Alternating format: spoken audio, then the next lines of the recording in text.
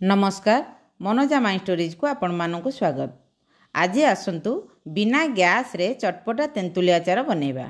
मुझे 1 किलो मंजी छड़ा तेंतुली नहीं। तेंतुली मंजी बाहरी जाइथिबारु तेंतुली पूरा नरम अच्छी, तेणु यह सिझेबा किछि दरकार नहीं। एबे आमे एथिरे मसला सबु देदेबा।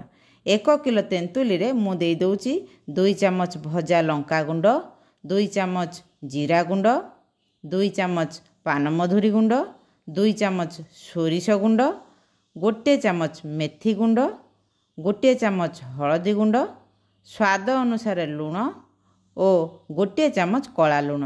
ता सहित दे दूची पाखापाखि 300 ରୁ 400 ग्राम चीनी। आपण चीनी बदल रे गुड़ मध्य नहीं पारंती। एबे ए समस्त को हाथ रे भल भाबरे मिसई देबा।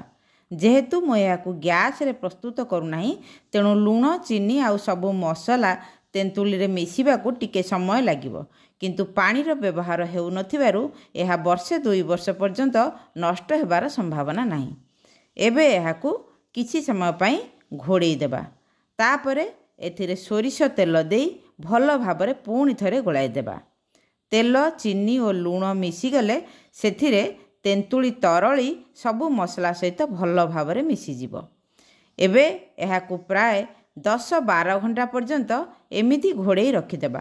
चाहिए एहाकू एहीपरि खरारे मध्य रखि परिबे, किंतु अध घंटा किंबा घंटाए लेखाए व्यवधान रे एहाकू चामच साहाय्य गोलाई ओलट पालट करबा नित्यांत आवश्यक।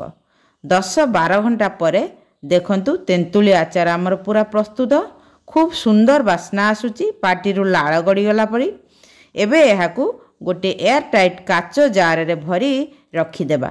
बिना प्रिजर्वेटिव किंबा फूड कलर व्यतीत खाद्य प्रस्तुत करिबा आउ खाइबा स्वास्थ्य पक्षे हितकर होइथाय।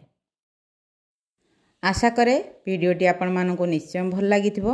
वीडियोटी भल लागिथिले लाइक शेयर करबा को भूलिबेनी। जदि प्रथम थर मो चैनल देखुचंती तेबे मनोजा माई स्टोरीज को सब्सक्राइब कर दियंतु। रहुची नमस्कार।